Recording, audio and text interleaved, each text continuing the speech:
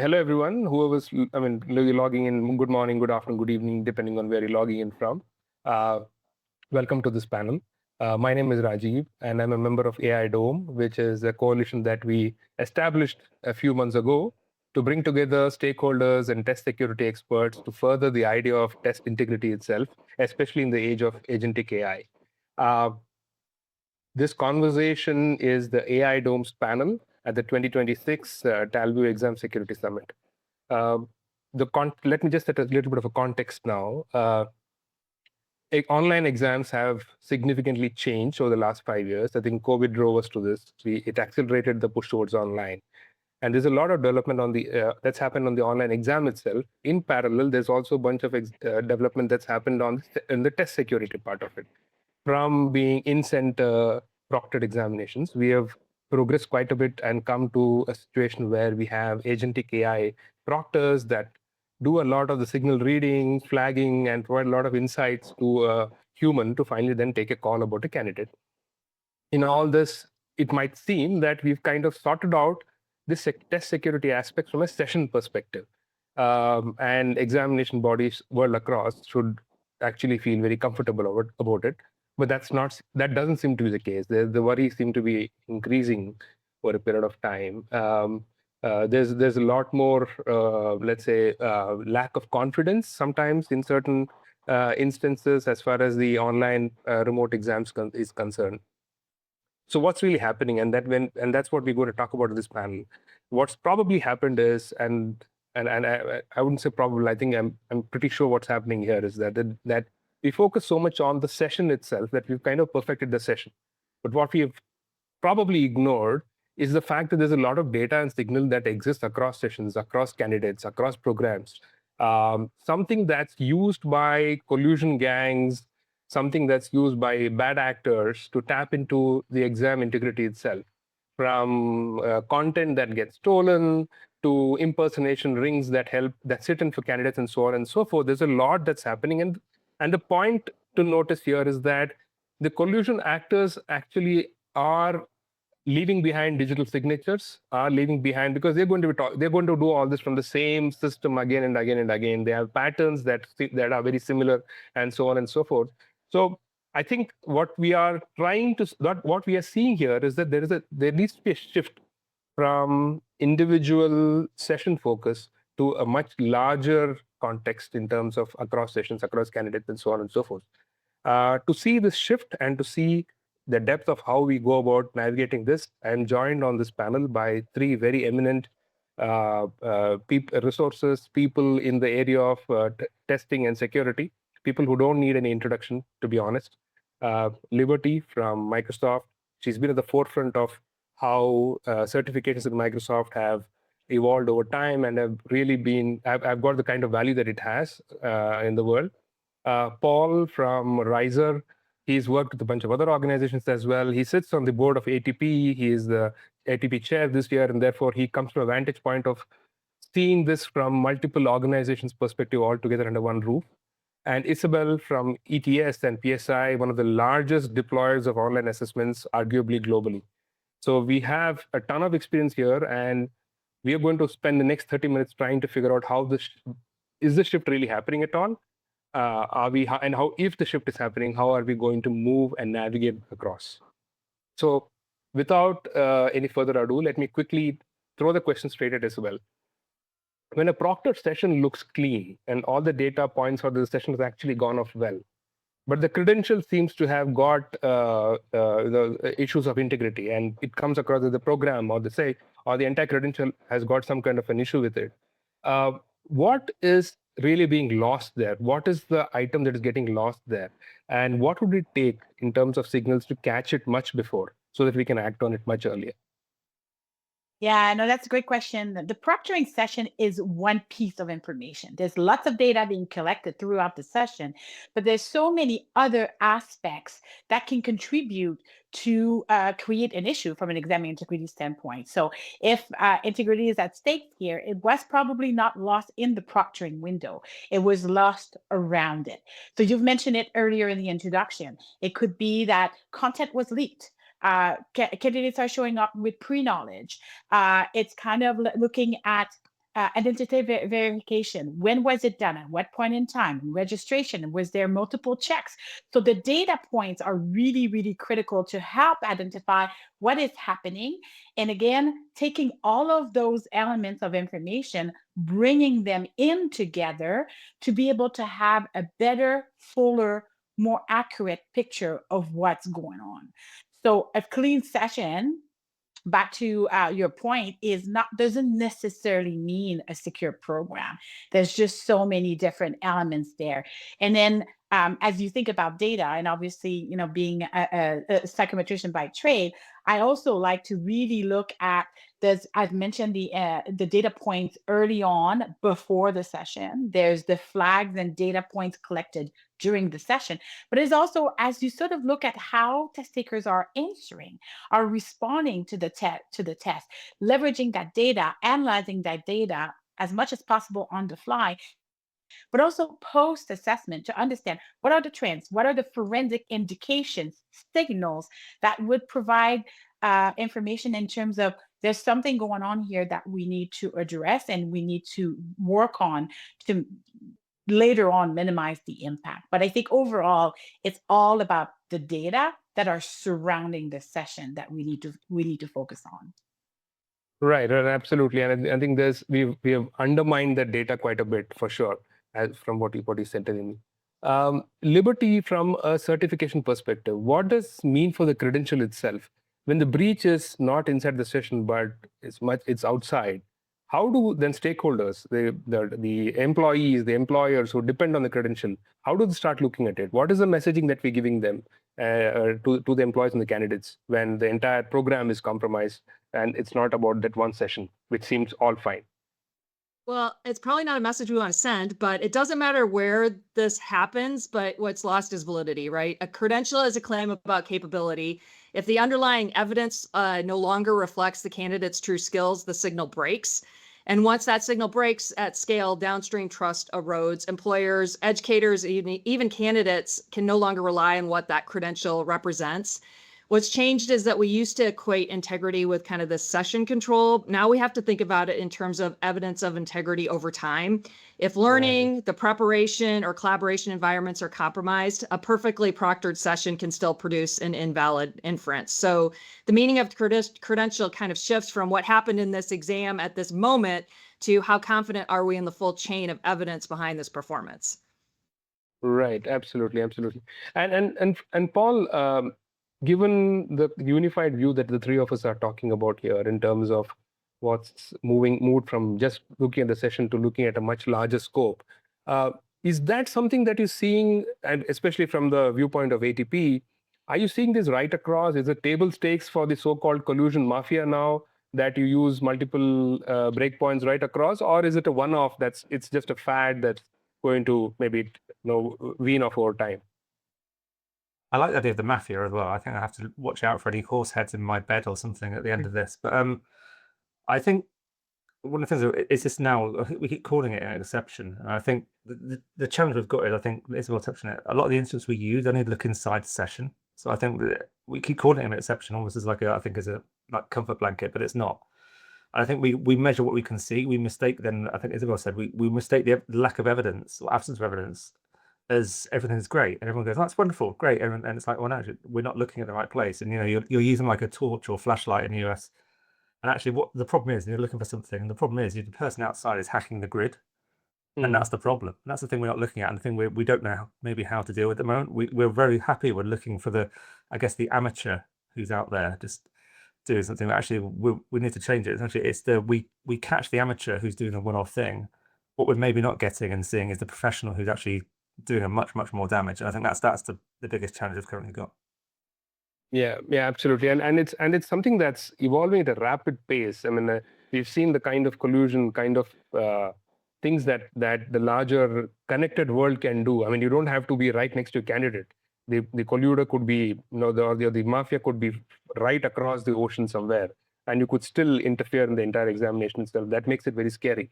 But Isabel, just extending that same question, are you seeing this often enough from an ETS and PSI perspective? Are you seeing this emerging often enough in what you're seeing? Yeah, no, we're saying what's interesting is that we're saying we're identifying like patterns, and we're able to address the patterns in session when we see them when they happen. But when Paul just mentioned something that's really important is that you're going to have those test takers that are going to look for a way to gain an unfair advantage, but are not necessarily going to be super sophisticated about it. And those ones are easier to catch. But the ones that, the professional ones, the looking at rings and the people that are doing this for a living, they basically have organized a way of taking examinations that barely leaves any trace in the moment. That being said, though, those traits can be identified as you sort of step back and look at the program level. And that's where you can start seeing some patterns. You can try to look at the data across programs as well to help identify those signals that will lead to being able to connect the dots and identify a risk and address the risk. And I'm going to steal something from our chief security officer at ETS. It says that security does not come from tools, it comes from the orchestration. So you have multiple tools, multiple ways of addressing, of identifying, but how you put it all together is how you are able to really identify the risks and the actual signals and address them. I think that's the most important aspect, addressing the risk and protecting, adding the layers of protection to it. Oh, absolutely, absolutely. And just extending that context, I don't know if all of you read very recently in India, just about a week ago, we had an entrance exam for the medical colleges. About 2.5 million students who were taking the exam about 3 weeks ago. They've been told that the exam was completely invalid. Of course, it's a paper-based exam. The context is slightly different there, but it still involved all these collusion rings that we're talking about. People right across the chain trying to break the system. It got caught, which is great, which means that the integrity of the exam itself is still managed well. But imagine the pain for the test takers. They have to write the exam all over again, prepare for it all over again. It breaks the trust of the candidates in the system itself. So it's very important that we identify some of these patterns and break these collusion rings, because as Paul, you say, the professional hacker is the one that we really need to work against. The individuals is still fine. I mean, I'm sure they keep getting caught because the systems are session-based systems are quite good today, but the professional hackers are the ones that we really need to get into.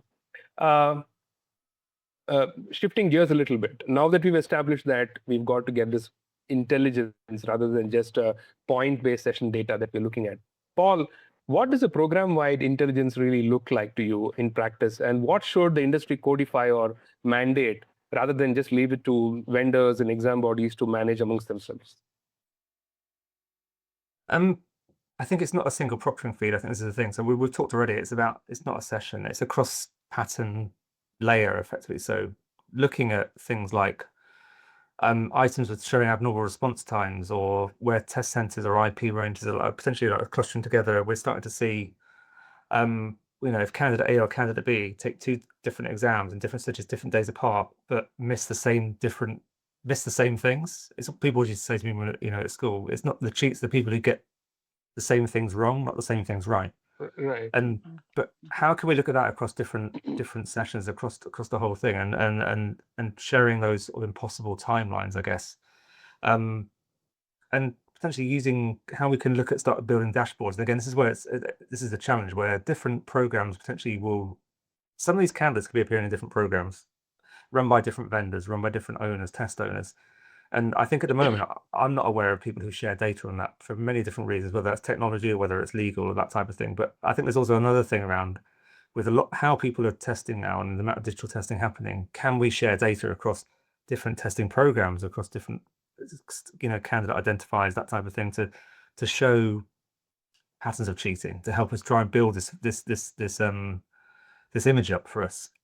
Because I think it is, you're right. It's not just detecting it. I think detecting it is the easy part. I talked about it in Cambridge a few weeks ago, that actually we've been obsessed with detecting stuff, and that's not what it is anymore. We've gone beyond that.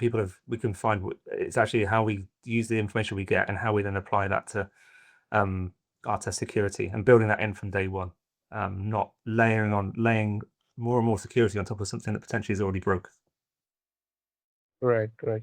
And from a if you were to sit in front, if I were to make you sit in front of a dashboard for a particular credentialing program, what do you think the dashboard should give you? We spoke about a lot of these points, multiple points that needs to come in as feed. But what do you want? Let's say a system that is designed to provide you as the ultimate output that will help you say, yes, this is I can surely bet my last dollar that or last pound that this program that we're running is completely free of any encroachments. I'm going to duck that, and there's two psychometricians on the call. I'm going to look at the two of them and say,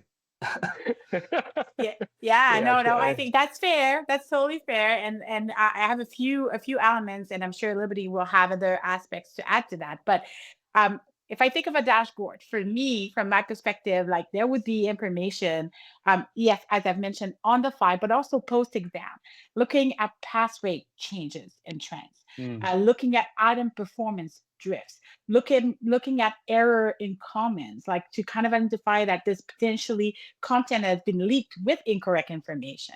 Right. Timing and anomalies. So if you look at the timing of sessions, if test takers are completing the test super quickly, that indicate that there's potentially has been pre-knowledge.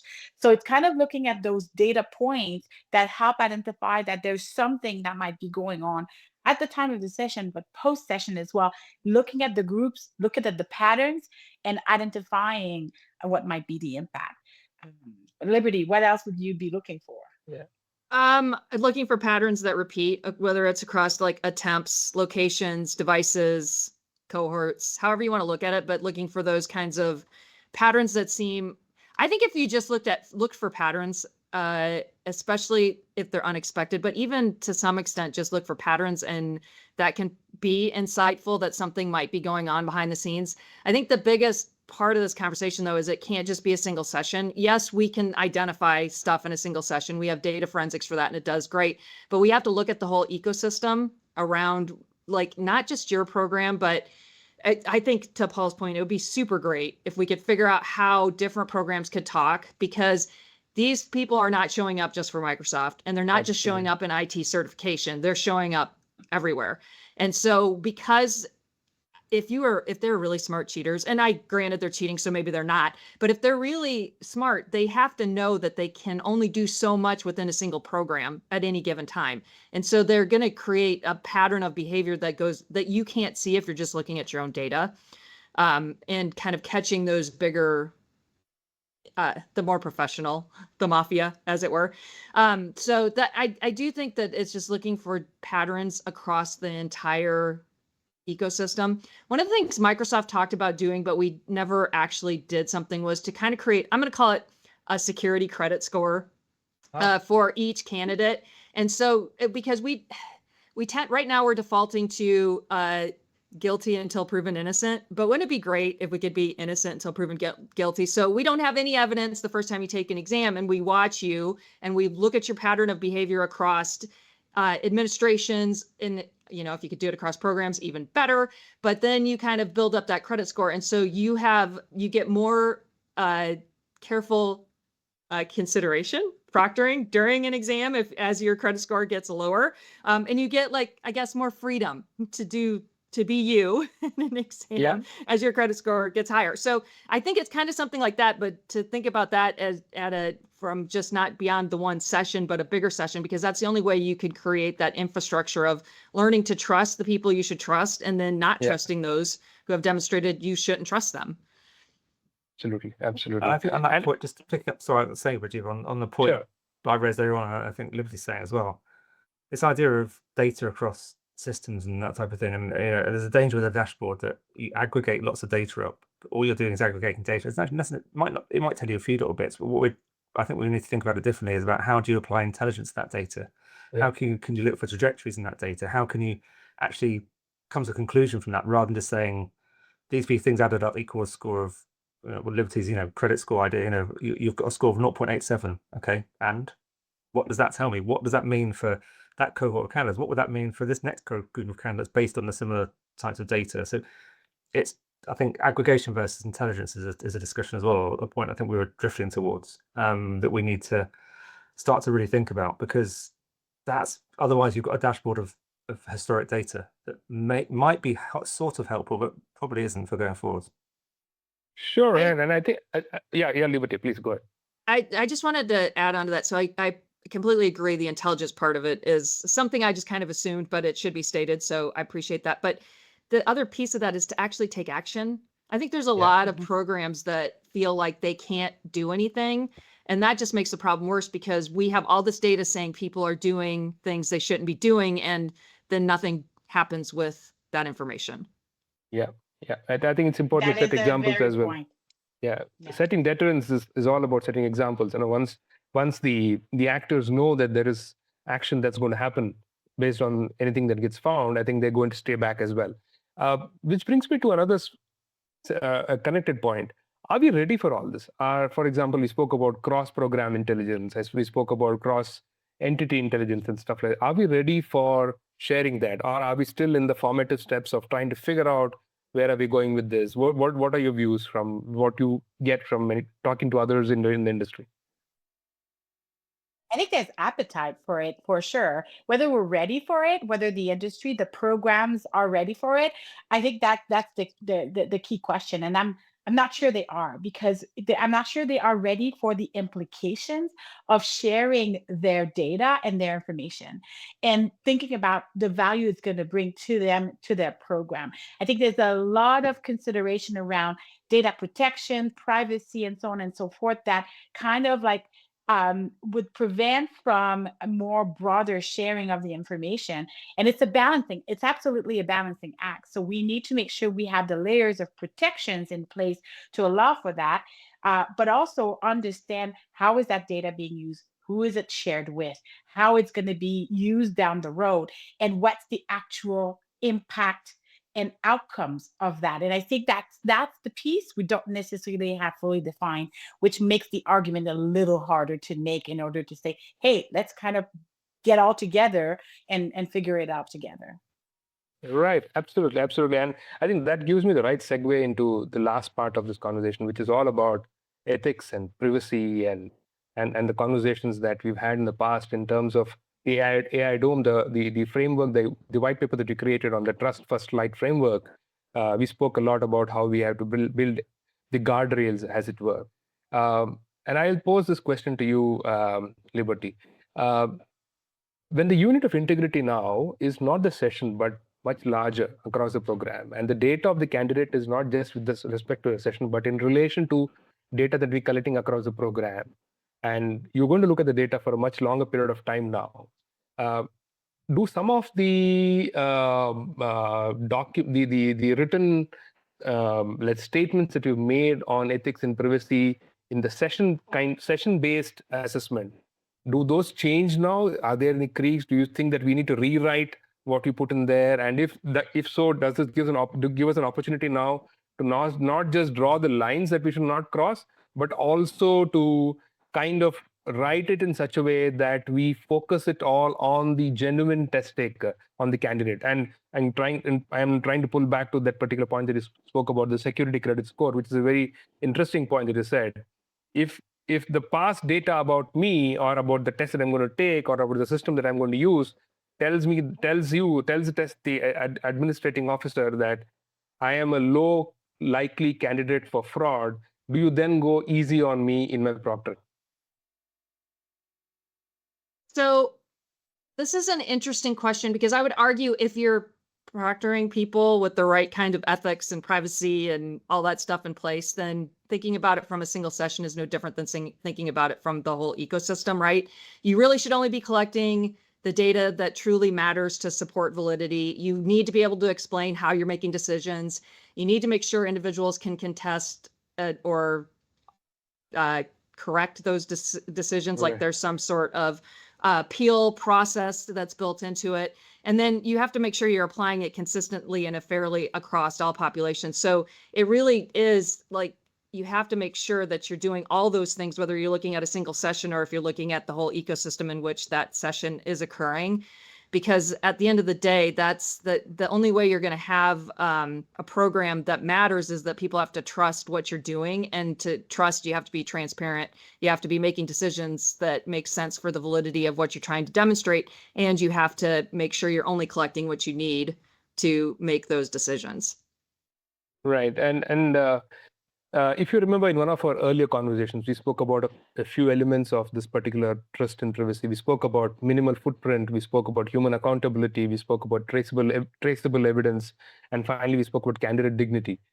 Do these four continue to remain the main pillars on which all these trust statements that we make in the extended view that we're looking at? Should these four be the same points, or do you see some of these points changing as well? I think they're the same. I would love to know what Paul and Isabel think, but I think that, if those four that we've talked about, this minimization of the data we're collecting to be only just what we need, being transparent, being able to explain, giving people the right to challenge a decision, and then just making sure everything is fair and everyone's treated equitably, seems like they're four kind of core concepts around anything that we do when it comes to delivering an exam, regardless of the program or the outcome. Right. Paul, Isabel, any views? Any new additional names or new additional pillars that we need to start building for integrity? And I would agree. I would agree with what Liberty has just said, and because in the end, yes, we need to protect the integrity, but we need to make sure we have the proper guardrails around it. There's elements of fairness and protection that needs to apply every step of the way. Paul, any views?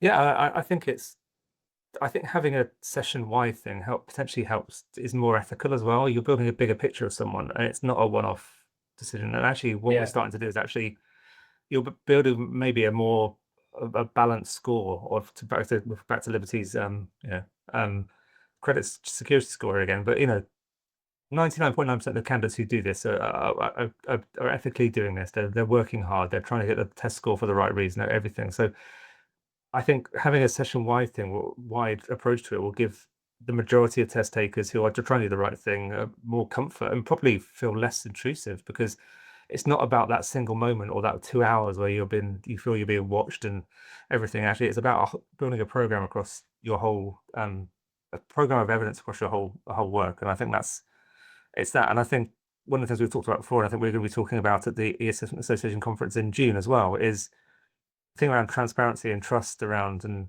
explainable audit around how we use these things is really important now. And I think as long as you can, whatever you do, whether it's session-based or across the whole program, how do you show that you're doing the right thing? How can you explain it? How is it auditable?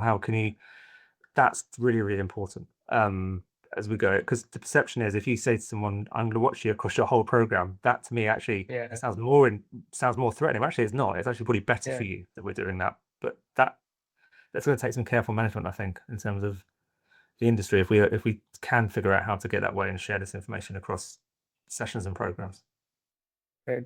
So it looks like I think we need to probably also start a bunch of education initiatives talking about this to the industry and saying that how this is beneficial to each stakeholder there, the test taker, the person who's scoring the exam, and so on and so forth. But Isabel, do you see this being difficult to operationalize, stuff like minimal footprint? I mean, we now are, I think it's that balance that we need to strike between what you collect from an examination and across sessions to what you really need. And to an inexperienced person, it might seem that the more the merrier. More data we have, the more analysis we can provide. But that's not necessarily the case here, because there are other considerations. We need to look at the dignity of the candidate. We need to look at accountability, and so on and so forth. But given these appearing to be conflicting points, how easy is it to implement these four things: minimal footprint, human accountability, traceable evidence, and candidate dignity? How easy is it to implement that? Yeah, I think from our perspective, it's very easy as long as you're being consistent about it. So I think one of the things that can get in the way is like customization, program by program, and making sure, you know, everybody gets what they need. So you want certain level of flexibility. Don't get me wrong, absolutely. But the consistency of the layers and the elements you put in place helps provide an easier way to implement, to consider, and to explain it. I think you've mentioned, I really want to highlight that, the education, the awareness. Why are we collecting this information? How are we using it? What are the benefits to the program, to the test taker? How is it protecting the integrity of the process of the assessment? Because in the end, I think what we always need to remember is that it's all about the validity of the score that is provided. Everything links back to that. Right. And how much of this do you think should there be an industry standard for this, or are we okay just every awarding body trying to build this framework for their own exams? Liberty, what are your views? Should there be an industry standard? And then maybe Paul as well. I think that's a really good question. My brain immediately went to Microsoft's going to want to do something different because that's the way Microsoft rolls. So I think so. I'm hard pressed to say like an industry standard, maybe, but I think maybe it might be more better positioned as guidelines or something like that. Just because I know Microsoft will inevitably do something that feels better, that we feel is better for our candidates. And I am not in so yes, we're certifications, and yes, bad things can happen if somebody doesn't install Azure correctly or whatever it is, the security Entra, whatever. But this is not a medical, like my life and death is very different than life and death for somebody who's in medical field, which is why I think that it's more guidelines than standards, because I have more tolerance for risk than other programs might. So you're saying create a base minimum kind of a guideline and then allow each exam to adopt based on their requirements, is what you're saying. Yeah. Right. Great. Awesome. I was Paul, any thinking- final comments? Yeah. Yeah, I was gonna, is it challenge the right word? Slightly, but I think it's whether there's a danger that obviously each security, let's say a security vendor, someone's has got a program to sell or software to sell, potentially define a threat very differently.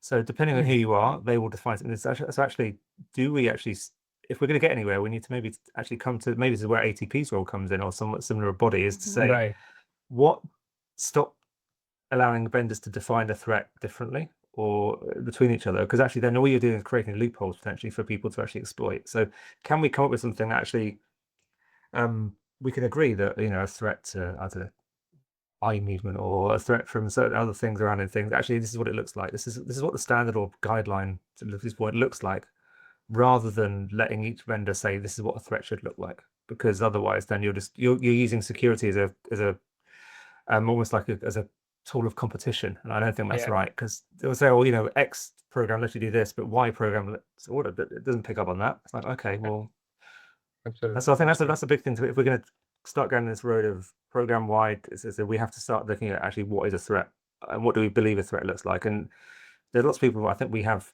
the opportunity within places like ATP and other organizations where we can actually have that discussion openly, because we do that. We have those and say, is that something we want to do? Is that something we want to progress? And because a lot of the people who do have these discussions, have their own this software, are members of organizations like that. Let's have the discussion. Right. Absolutely. And I think the more clear we are, the less confusion there is, and less confusion there is, the more trust in the system actually. So I think that from that perspective, creating that the broad guidelines, as Liberty said, is something that we should probably try to attempt. Great. Now that we've established that, and I know we come to the end of this session, we established that moving from a session-based focus to a program-wide focus is very, very critical. One statement from each of you. What should the industry or the key stakeholders not do in 2026, considering the seriousness of how we want to change from a single session to a program-wide focus? What should they not be doing? What do you see? Who wants to go first? I would say don't look at data in isolation. It's all about the trends. It's all about the connecting pieces. And if you want to get the best picture possible, make the connections, use the information you have, and don't isolate. So don't look at data in isolation. Great point. Paul, what is your edict?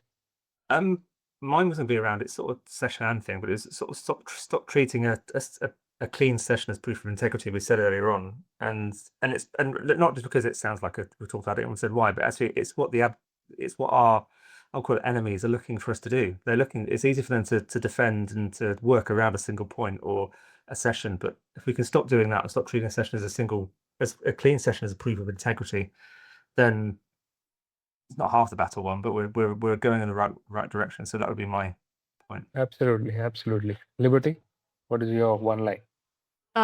Don't trade transparency for sophistication. I think we have a tendency to over-engineer solutions, especially in this space, and we do that at the risk of transparency and really understanding the decisions we're making and why we made them. If we can't explain it, we've kind of done damage. We've done more bad than good. Great, wonderful. Great insights from all the three of you, and I'm happy that we had this 30-minute quick session. What's clearly established is that we are moving from a session-based focus to a program-based focus. There's a bunch of stuff that we need to do in the assessment world, and AI Dome bodies like AI Dome actually help you to kind of build the basic bulwark for some of these things to move forward. What I also want to leave the audience here is the fact that this is not just theory that we're talking. There are organizations, for example, Talview, that's already built something called AIOP, the intelligence operations platform, assessment intelligence operations platform, which is beginning to look at multi-session intelligence. And it's not just Talview. There are other bodies as well building it, but it's still a few. We need more awarding bodies, more vendors to start building these frameworks and move the focus from single session to the larger program-wide focus to ensure that the larger collusion rings, that's the starting premise that we had. We need to break those collusion rings. We need to make the test-taking experience secure, safe for organizations and for the stakeholders. Thank you so much for this particular time. This is our AI Domes presentation at the Talview Exam Security Summit. Thank you so much.